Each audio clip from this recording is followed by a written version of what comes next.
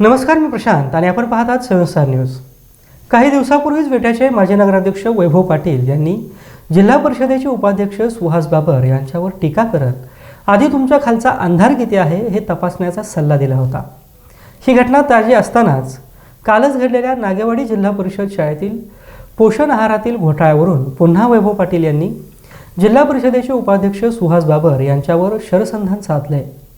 आपण ज्या पदावरती काम करता त्या पदाला साजेसे काम आपल्याकडून व्हावं व थोडंसं तुमच्या खालचा अंधार घालवण्यासाठी आपण प्रयत्न करावा असे म्हणत वैभव पाटील यांनी नागेवाडी जिल्हा परिषद शाळेमध्ये घडलेल्या घटनेचा निषेध व्यक्त केला। जिल्हा परिषदच्या नागेवाडीची जी शाळा आहे, प्राथमिक शाळा, तिथे जो शालेय पोषण आहाराच्या ज्या सामान होतं त्याच्यातल्या काही लोकांनी त्याच्यातलं सामान बाजूला काढून घेणं किंवा राजगिऱ्याचे जे लाडूच्या पिशव्या होत्या त्या जुन्या पिशव्या तिथं आणणं, त्याच्यावरचं डेट बदलणं, त्याच पद्धतीनं चटणीची जी पूड होती ती पण निकृष्ट दर्जाची चटणी पूड देण्याचा जो धक्कादायक प्रकार आपल्या सगळ्यांच्या समोर आला, खरंच लज्जास्पद तो प्रकार आहे आणि त्याचा आम्ही सगळेजण जाहीर निषेध करतो। अजूनही 2-3 ठिकाणी असा धक्कादायक प्रकार होत असल्याचा आरोप करत त्याच्या मुळाशी जाऊन याला पाठीशी कोण घालतंय याचा तपास करणार असल्याचा इशाराही सुहास बाबर यांचे नाव घेऊन केल्याने पुन्हा एकदा वैभव पाटील विरुद्ध सुहास बाबर हा वाद समोर आला आहे। पाठीमागच्या आठवड्यामध्ये मी आपल्या वतीनं ज्यावेळी निवेदन करत होतो की जिल्हा परिषदचे उपाध्यक्ष त्या मतदारसंघाचं नेतृत्व करतात, पाठीमागं त्यांनी आठवड्यापूर्वी जिल्हा परिषदच्या अनेक शाळांना भेट दिली, शालेय पोषण आहाराच्या संदर्भात जिथं जिथं काय कमतरता होती तिथं सूचना दिल्या वगैरे असं काय तर त्यांनी सगळ्या गोष्टीचा स्टंट केला। परंतु मग ही गोष्ट त्यांच्या का निदर्शनास आली नाही असा माझा सवाल आहे त्यांना। मागच्या मुलाखतीमध्ये मी त्यांना सडेतोड विचारलं होतं की आपल्या खाली अंधार किती आहे हा आधी तुम्ही बघा आणि नंतर त्या पद्धतीनं समाजसेवा मी किती करतोय, दुसऱ्यांच्यावर मी किती आरोप करतोय हे बघा, असं मी त्यांना जाहीरपणे खुलं सांगितलं होतं।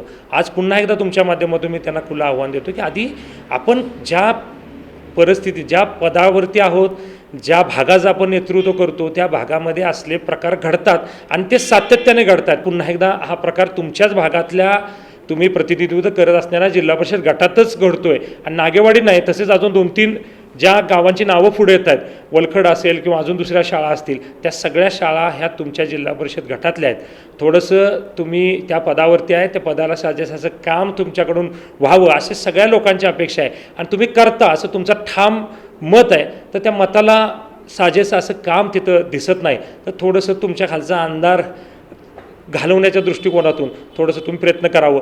मी आमच्या सर्वांच्या वतीनं या प्रकाराबद्दल, या झालेल्या प्रकारावरती निषेध व्यक्त करतो आणि नजीकच्या काळामध्ये आणखीन कशा प्रकारे या प्रकाराच्या शेवटपर्यंत, म्हणजे हे जे कोण करतंय आणि काय ह्याला कोण पाठीशी घालतंय किंवा ह्याच्यात आणखीन कोण सामील आहे ह्याचा शेवट बघण्यासाठी आम्ही सगळेजण त्यासाठी प्रयत्न करणार आहोत। यावर बोलताना सुहास बाबर यांनी मी नागेवाडी गटात जी भेट दिली होती तो काही स्टंट नव्हता, मला शंका व तक्रारी आल्यानंतर मी त्या ठिकाणी पोहोचलो होतो, त्यामुळे असली हयगय या खानापूर पंचायत समितीत कधीही झाली नाही। यामुळे या ठिकाणचे नेतृत्व करताना लोकांनी मला स्वीकारले, त्यामुळे या ठिकाणी माझे लक्ष राहील। आहार प्रकरणातील दोषींची सखोल चौकशी होऊन त्यांच्यावर कठोर कारवाई तर होईलच असे सांगून ज्यांना माझ्यावरती टीका करायची होती का माझ्यामार्फत वडिलांपर्यंत निरोप पोहोचवायचा होता असा अप्रत्यक्ष टोलाही सुहास बाबर यांनी वैभव पाटील यांच्या टीकेला उत्तर देताना लगावलाय। स्वीकृत नगरसेवकांचा व्हिडिओ मी त्या ठिकाणी बघितला, त्यांना माझ्यावरती टीका करायची होती का माझ्यामार्फत त्यांच्या वडिलांना निरोप द्यायचा होता की आता तुमचं काय राहिलेलं नाही, आता मला जरा संधी द्या असं मला वाटतं। म्हणजे टीका माझ्यावरती करण्यापेक्षा त्यांना तो निरोप होते त्यांच्या वडिलांना द्यायचा होता। आमच्यात थोडीशी, म्हणजे मी स्पष्ट सांगतो, मी माझ्या वडिलांना खूप घाबरतो, तेवढं मोठं धाडस माझ्यात नाही।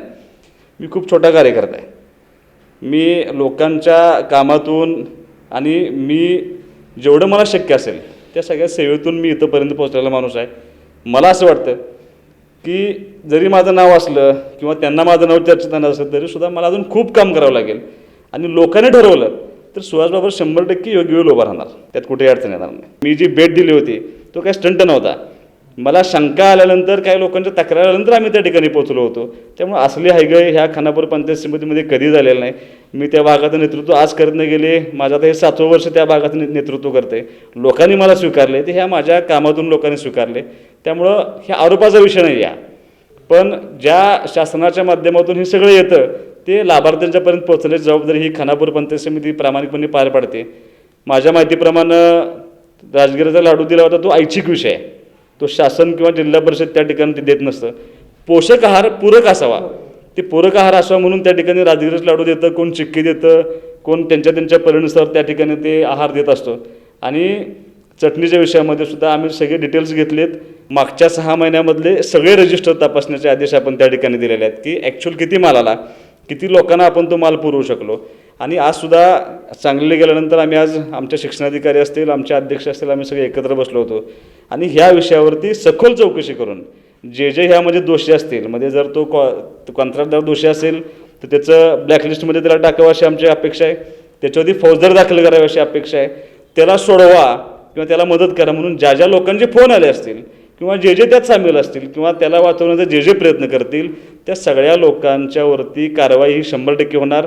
हे लपवण्यासाठी नसतं. चंद्रकांत जाधव, 7 स्टार न्यूज, विटा.